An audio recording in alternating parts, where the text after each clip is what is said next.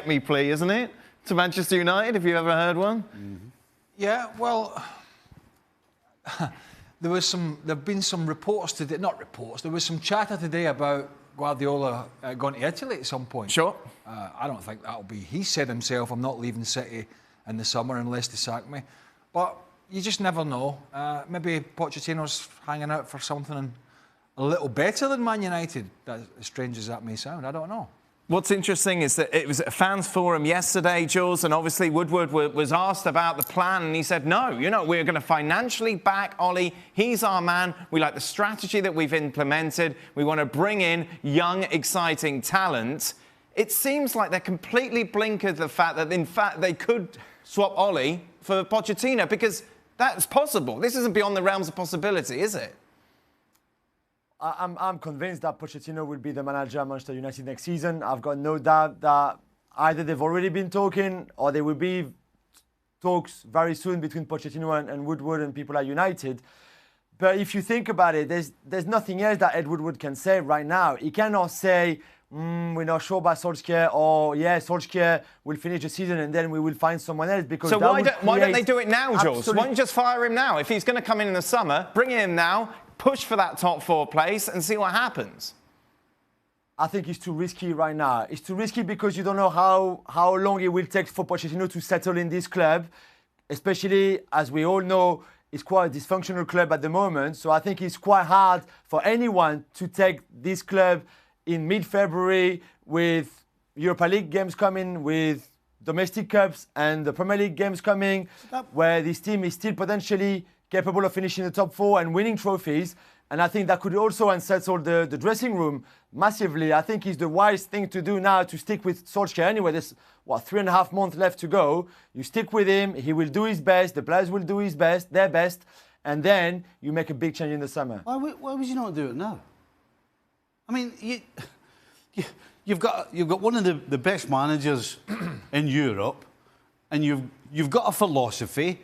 And if there's a manager that you can bring in and tell them, this is our philosophy, this is how we want to go about it. If there's one guy with a reputation that Pochettino's got that'll do it, because that's exactly what happened to him with Levy. He went in, Levy said, look, we want you to get us to a certain stage, but this is how we're going to do it.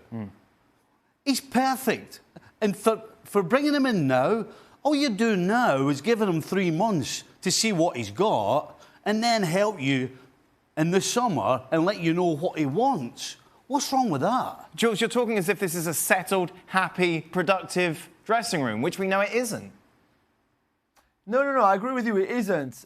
It was more in the sense that I just don't think it would be a service to Pochettino as well to just bring him in right now when things are not going well anywhere in that club. And also, I think there's a clause when Pochettino left Spurs that says that he's not allowed or able to take over another Premier League club in this current season. I think next season will be fine. I think this season he can't do it unless the other team has to pay Levy and Spurs quite a hefty sum of money. So I don't think that would work for anyone.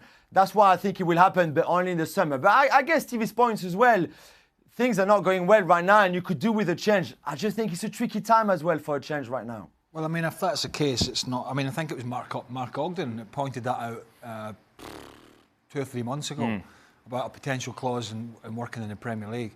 And, if that is the case, and it seems to be, Jules has said it, Oggy said it, so maybe it is a little bit more difficult, because if there's no stumbling blocks, if there's no barriers, you bring him in now, and then he understands. By the time it gets to the summer, he's got 3.5 more or 4 months more understanding of the club, of the facilities, of the staff, of his squad, of what exactly he needs.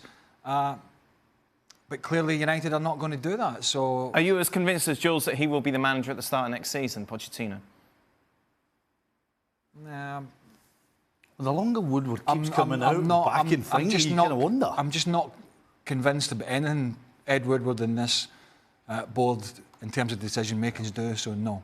It's tricky, isn't it? As you say... The longer it goes, the less chance you feel that Solskjaer's going to get the sack, or they're going to make a change. And the more times everybody at United comes out and backs the way they're going about it and backs him, it's just the chances of it seem less and less and less that there's going to be a change. Right, here's the thing. Say Real Madrid paced Man City in the Champions League, right? Say they fall off to the end of the season. We know they're going to finish in the top 4. I understand that. But say they just have a really iffy end to the season. They don't win the FA Cup. They're probably going to win the Carabao Cup anyway. And Guardiola changes his mind. Says, I tell you what, I'm going to go. Do you think so? No, Considering but everything he's done at City to go to Juventus? No. What I'm saying is, just say, for example, that happened and he said, right, I've had a think about it, I've had enough. Right, what does City do? Maurizio Pochettino's out there. And if you're Pochettino, just throwing this out there, and you have the 2 choices between the red side and the blue side, it's a simple choice. Yeah. It's an absolutely simple choice. So the point being is, unless there's some pre-deal been done between him and the club, he could go somewhere else. How possible is that theory, Jules? I think it's very, very unlikely that Pep Guardiola will leave in the summer. Even if everything that Greg just said happens, I still think that City will want to keep him. He's got another 2.5 years left on his contract as well at City. And I think he's happy there. Yes, things haven't worked out exactly the way he wanted this season, and yet Liverpool are right now by far better than them. But I still think he has more to give to that club, and that club has more to give to him. And I can't see him leaving in the summer at all. But then if he was to leave, then yeah, of course, City would be a much better proposition for Pochettino than United are. Yeah, no, I don't think City would get rid of him. Yeah. 100% not. But, managers do go out on a whim sometimes and change their mind. And all I'm saying is, if you're leaving it to the summer, there is a potential for other just as bigger clubs to come in, be it in better squad. I think PSG are better than them at the moment. I think City are a better side. Juventus better than Barcelona at the moment? Barcelona are great. We sat and slaughtered them a couple of weeks ago. No, I understand that. Right, for their okay. standard. Okay. But Juve did just lose Ellis Verona. Yeah, they're still joint top of the league. Yeah. And then we've got this debacle about Barcelona don't have enough players. Yes. They're going to have to go and beg for players outside the transfer window. So, I don't. No. I don't. I think there are better equipped sides in Barcelona at the moment. Right. Stevie, what do you think? I would have Barcelona in the top 5 just because of, surprise, Lionel Messi. Okay. When he's playing, you don't know what's going to happen. Sorry? Sorry, where? How high up? That's what I mean. I don't have a problem where they are with the bookies. I wouldn't have Bayern in there. I would have Juventus. You'd have Barca as third favourites? Yeah. Right. PSG will bottle it again. Really? They're 4th. Right. They've got Bayern at 5. I wouldn't have Bayern. I would have Juventus. And so that puts Barcelona at 3, City 2 and Liverpool. Simple as that. Yeah. This is the old... So you've got no Real Madrid? No, because Manchester City's going to knock them out.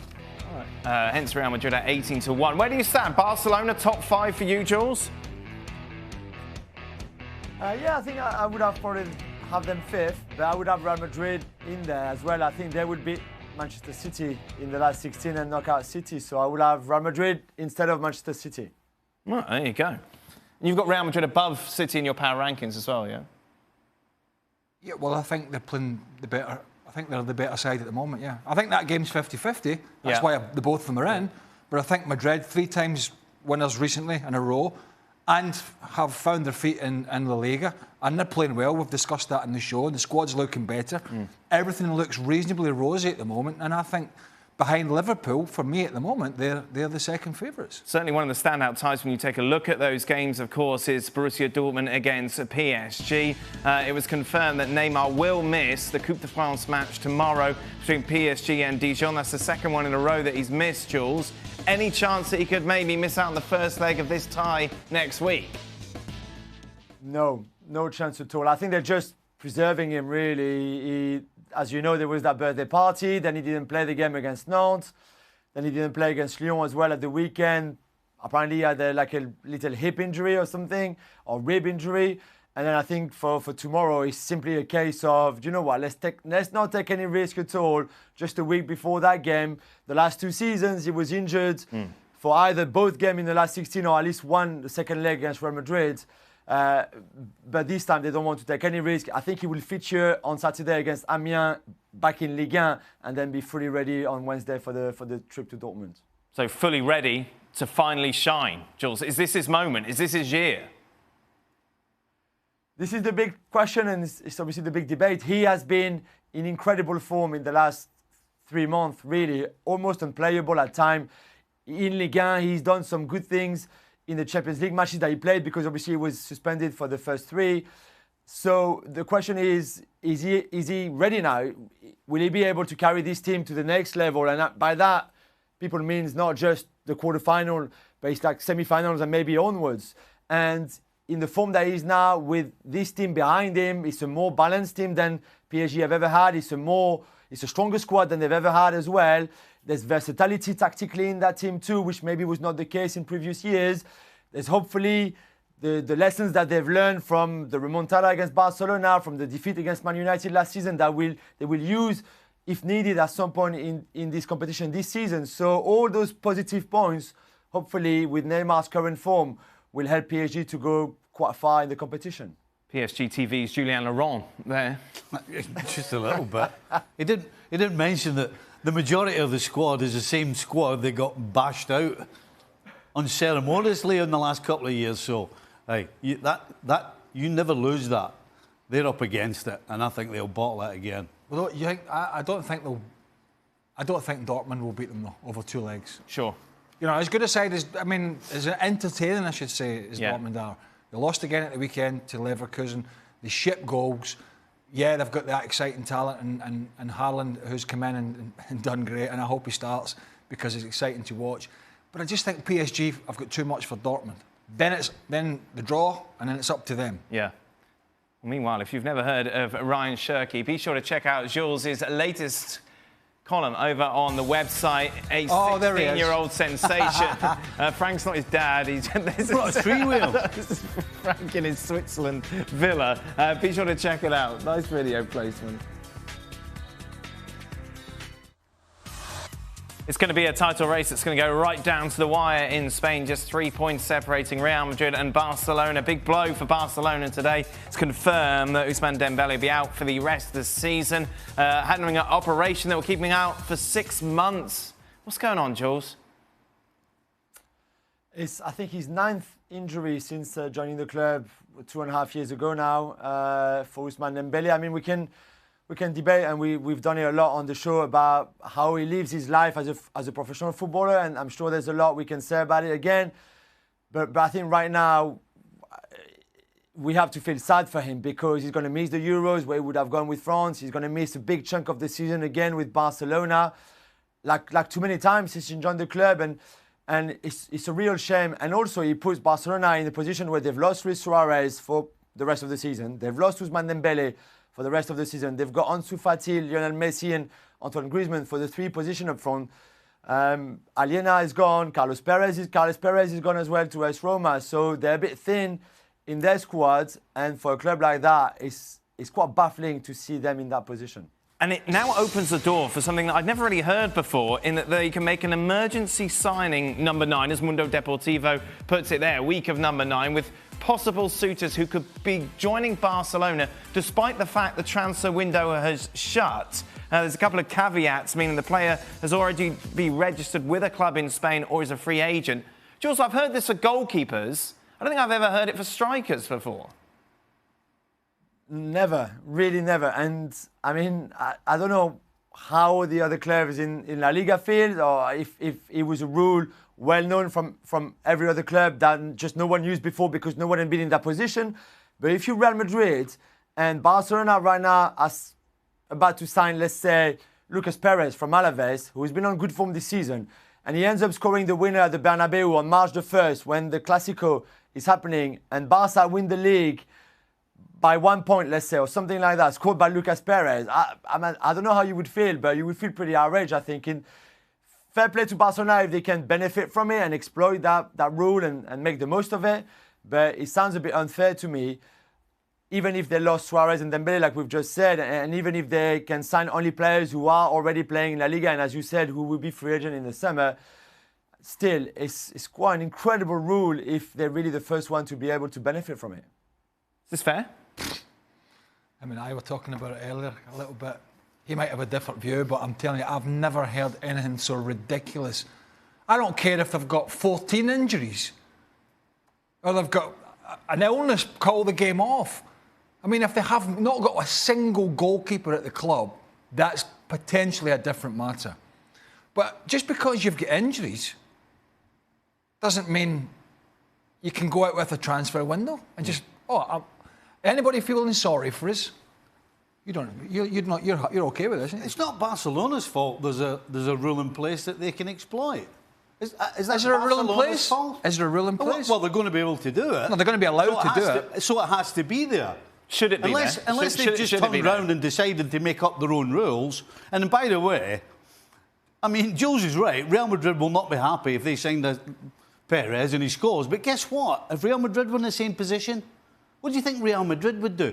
All Barcelona are doing is exploiting the situation that obviously it's their fault for getting themselves in such a mess. But if the rule is there, how is it unfair? I can't believe for 1 minute there is a rule written by the Spanish Federation or whoever it is that says, if you get a few injuries, you can go outside the transfer window and bring some players in. So that's a hell of a precedent to set. Barcelona just made this rule up themselves. Well, what I'm saying, I don't think it's written. I'll be surprised. I think they've gone to the authorities and said, can we do this? And they potentially might say, yes. I mean, say for example, and Jules made a point with Real Madrid, if Manchester City were a point behind Liverpool, right, look at how close it was last year, and they had a barrage of injuries like they've had with Laporte and a few others, and they said, listen, we're really struggling for a defender. Any chance we can bring a centre-half in because Laporte's injured, and then they beat Liverpool by a point? I wouldn't be happy. Well, exactly. But I'll tell you what, it's not unfair. Should the rule be there? Is it there? We'll find out tomorrow if the Spanish Federation will grant. But that's not even a question, Dan, because the fact is there is a rule or an understanding. There's not. They've asked if they can do it. That they're going to be. They could be allowed to do it. Should the Federation allow it? They've gone to the Federation. They basically pleaded their cause and said, "This is what's going on. We need to make another signing." If there's something in place that you can do that, then that's not Barcelona's fault. If that's written, are you telling me? If that's written into the laws of the game in Spain, they might as well scrap the transfer window and it's a free-for-all. I've never heard anything so stupid in all my life. You've had a month to go out and sign players. Dembele gets injured, Griezmann gets injured. Here's the deal. It's an occupational hazard. And you're at one of the biggest clubs in the world. You've got a squad. You've got reserves. You supposedly have got some of the best kids you should have on the planet. Can't they come in and do a job? Jules just mentioned 3 players that they've got. Yeah. They've got a front 3. Exactly. Got a front 3. Jules, just explain the fine print of this regarding the Spanish FA and where we go. Yeah, so like the boys have said or explained, Barcelona have asked the Spanish FA, who is in charge of this rule somehow, although it will only apply for La Liga. So I don't know why they didn't go to La Liga, but the Spanish FA will then state on what Barca wants, which is signing a player, as we said, outside of the transfer window. If that permission is granted, then they'll be able to sign someone who's already registered in the Spanish FA, so someone who plays in Spain, but who will be out of contract in the summer, and Barca can only spend between 10 and 12 million euros. So they could not go out, for example, and sign, I don't know, Sergio Aguero, for example. However, they can still sign potentially a good striker in, as we said, Willian Jose from Real Sociedad, although he's a bit more expensive than the budget that they have, Lucas Perez or Angel from Getafe, or those kind of players who potentially can be added value to that squad for the rest of the season. We will find out, in theory, tomorrow about whether or not this will actually go ahead. And to get all the latest, you can go over to the website and click on Transfer Talk. The Coppa Italia is live tomorrow on ESPN, plus Inter Milan taking on Napoli in the first leg. 24 hours after that, it's AC Milan against Juve in the other semi. Meanwhile, a lot of rumours about the future of Serginho Dest. Of course, the US international currently at Ajax. However, suggestions is that Bayern want him, Jules. Yes, that's right. And as we saw in the January transfer window, they signed a right back from Real Madrid. But Serginho Dest really is the one that they've identified a long time ago, that they're very keen on, and to fill that gap at right back, especially since Joshua Kimmich now plays as a central midfielder. There's clearly need for someone in that position, and Dest has impressed not just Bayern Munich but a lot of top clubs in Europe this season. And I would be very surprised if he was still at Ajax next season, and I'd be very surprised if he was somewhere else than Bayern Munich next season as well. Meanwhile, former US coach Jurgen Klinsmann has lasted exactly 76 days in his role as manager. Hertha Berlin, of course, brought in to steady the ship. Currently, they sit 14th in the table, just 4 points off relegations, or 6 points off relegation zone. Jules, he described it in an interview as a suicide mission. Yeah, I mean, I think he should choose his words a bit better than that next time he speaks. But 76 days, I think it tells you everything you need to know. I don't know if there was really a power struggle at the club, if he wanted more power and more responsibilities, because he also said today that he wanted to be a manager like people do in England, where you actually do everything. And maybe that was not the case. However, Hertha really backed him up in the transfer window in January. They signed 4 players for a total of 76 million euros, I think. And in the case of Lucas Touzard, for example, the French midfielder from Lyon, he agreed to join the club because Klinsmann was there and Klinsmann convinced him to come. And then a few days later, Klinsmann just shuts the door and leaves the club. So I don't know how Touzard feels right now, and maybe the other signings do the same. But he's been a joke from day one and to day 76, really. Meanwhile, we've seen quite a few trades, haven't we, over the last few weeks with the new MLS season about to start. The latest one will see Walker Zimmerman make that switch from LAFC. He'll be plying his trade with New Boys Nashville at the start of the season. A season, of course, we will comprehensively cover once again here on ESPN. It all starts with a great doubleheader for you. Seattle Sounders take on Chicago Fire. That's followed by LAFC taking on New Boys Inter Miami.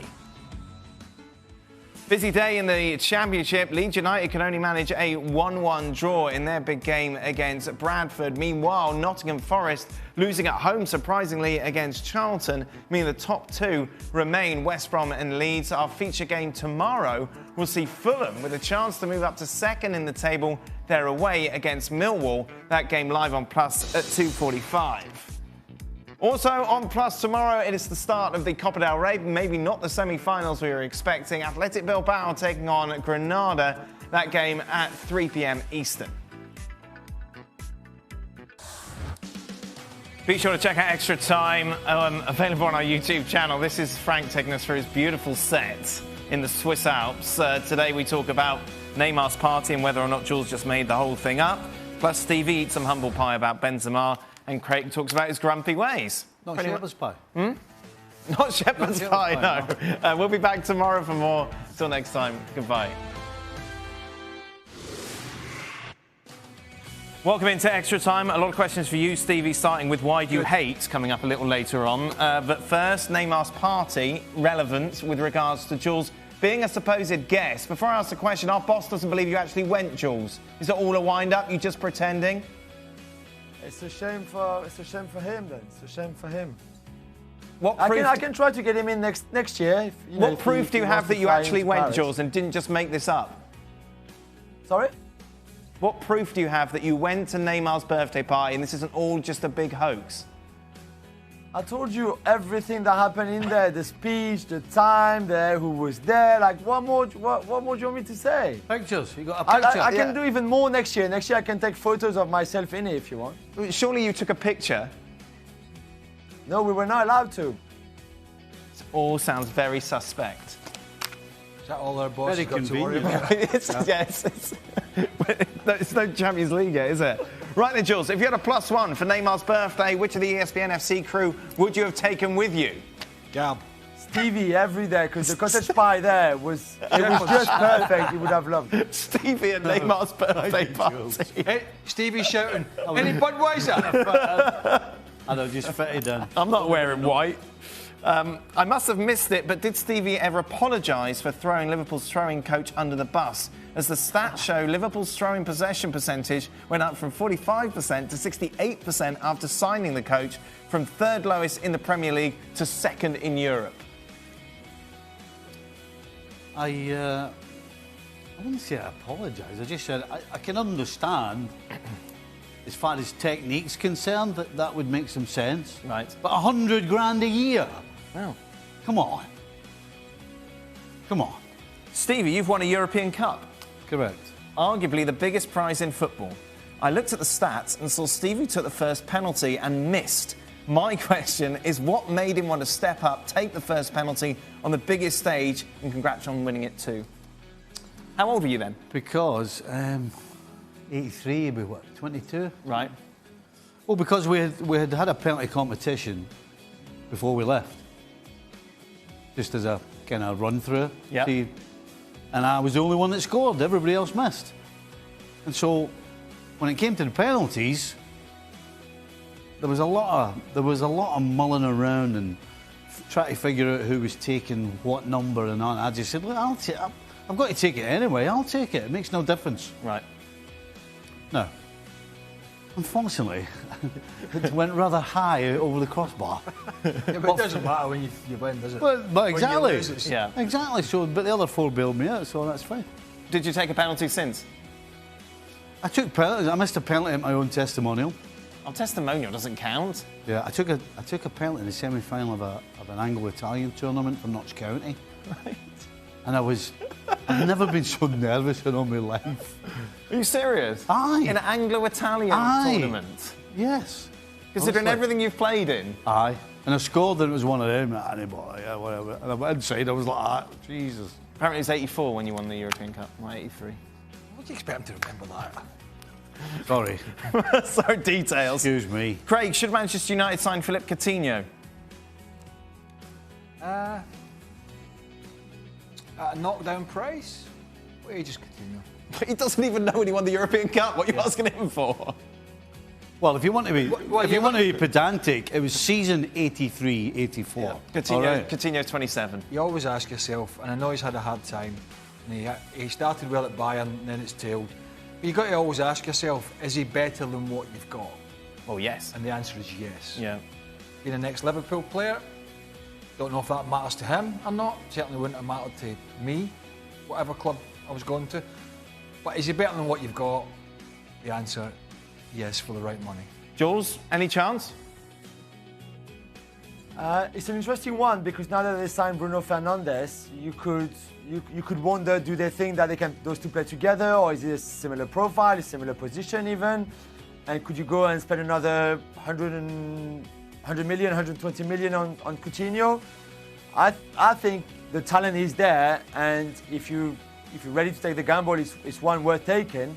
But I could see why they would think, you know what, we're going to give a chance to Bruno Fernandes, and then just not go for the Coutinho option. Well, you couldn't have Bruno Fernandes, Philippe Coutinho and Paul Pogba when he's fit, and Right. if he stays, which is a big if after the summer, you couldn't have those three in the midfield. A heck of a talent, but the balance just is not right. So Would you have him back at Liverpool for a cut price? For a cut price, yes. Listen, when he last was at Liverpool, he not only played wide in the front three, he actually played wide as one of the three in the middle of the park as well. So, you know, do I think he could do that today? No, but then... Why? Well, because he just seems to have completely lost his way. I didn't expect him to be able to do it at Liverpool, and he did, which was fantastic, but he seems to have lost his way. And so you kind of wonder, he's going to take some time. If he was to come back to Liverpool or Manchester United, I would think he's going to take a little bit of time to get back in the swing of the Premier League, particularly in a position like that, if it was the middle of the three wide. But Manchester United, I don't think have got time that they can just say to somebody, OK, we'll let you settle in. That wouldn't work for me. Jules, do you think Kylian Mbappe will go down as a bigger legend than Thierry Henry? This guy's avatar is you, apparently. Oh, really? And his name is Michael That's a good Bernard. question. Is that got any relevance to you? No, but no. At Jules over But it's a Gabby. good question. Okay, thank you. It's a good question, though. It's a good question. He has certainly started stronger than Thierry did. I don't know. I don't know. We'll have to wait and see. I think he has the potential to do better than Thierry. I think he has the potential to do better than any French player that we've ever had. Because I think he is that good. But we will. Time will tell, really. But he would be a hell of a. If he could better Henry and Platini and Zidane and Copa and all those great players, and be even better than that, it would be something. Is Henry heralded higher in England or in France, Jules? Oh, in England, 100%. It's a very strange and quite fascinating subject, actually, to see the difference in opinions and in respect, in a way, that Thierry has in the two countries that are so close. But yet, I think the handball against Ireland in the World Cup 2010 playoff has tarnished a lot of his image that was already not the best because of the way he was as a player and as a man, which was it was very different back in England, where he was really a god, which is never really a status that he acquired in France. Why does Stevie hate Benzema? Benzema is a better version of Firmino. He now holds the record of most assists in the Real Madrid history and soon will top Puskás' record of goals. I don't think Mo Santos has been listening to me this season. Oh. Since the start of the season, I've said I don't know what's happened to Benzema. He's playing as well this season as he's ever played at Real Madrid. Yeah, he's playing well. No question. I mean, there was stages last year where you thought this guy's never going to. So you're wrong about throwing coaches, wrong about Benzema, wrong about Lukaku. So you've just nodded your head when I said that he's played as well as he's ever done, and you just nodded your head in agreement. Yeah. So how am I wrong about that? Well, you said that he was finished, done. Well, because get rid of him. Let's say you just. The reserves are, the man I reserves was the right to change I was his once mind. told, don't say anything, we got nothing good to say, which is why I'm keeping my mouth keeping shut. quiet. Final tweet. What happened to Craig these days? He seems a lot less grumpy. I'm having a little mid-season. Actually, is, huh? Yeah, I know, Aye. he is, definitely. Definitely. He had that blip, remember, last month? I'm having Yeah. a mid-season lull. In a few days where it was like. It was great because you got. I don't even know whether you noticed. You got up once, right, and went for a walk, and came back. What's strange about that? Oh, it's just a little strange. You get out there, walk up the thing, and then come all the way back. But he does seem happier now. But you don't but say. people- You don't say anything though. No, but It's not as if you go, "Oh, I'll be back in a minute, lads. I'm going to the toilet." All right, you just got up and walk away. You come back. You don't say anything. You don't speak. Sorry if I keep him quiet. You don't speak. Well, some people think when you have an argument on TV or a debate, whatever you want to call it, Right. they think you're grumpy when you do that. No, that's true. That's not necessarily the case. No. There might be the case. On your I- case though. Yeah, but sometimes I just get a bit bored on the show and I think, I'm going to pull him up in that Right. because this needs a kick up the backside. It's a little bit flat. Right. You know, no football's on. We need Yep. to start talking about something and I'm fed start. up listening to that. And so I might take it down another avenue. That's not grumpy. Just doing my job. No. But there are grumpy episodes, we can assure you of that. Oh yeah, what do you want? Perfect all the time? Muppet. You coming in here work with you 5 days a week? Appreciate me. I'm in here 5 days a week. Who's better, Messi or Ronaldo? You expect me not to get grumpy? Who is better these days? When's the Ballon d'Or? When is the Ballon d'Or? Who's better, Jules or Gab? Come on. Come on. Well, Gab's better at rapping. Definitely, Jules. You And need Jules is better at making up stories. Schmoozing with the Making up styles. stories, pretending you went to Neymar. Hey, leave Jules alone. He's taking me to Nays next year. Just get off his Come on, back. let's We'll go together, Stevie, next year. You will. Right, that's it. We're done. ESPN FC is back on your screens tomorrow. We've got some action, actually, tomorrow. Yeah. Obviously, first leg of the semi-final of the Coppa Italia. We'll be talking about that. Plus, obviously, talking about whether or not Barca will get their way and get a new striker.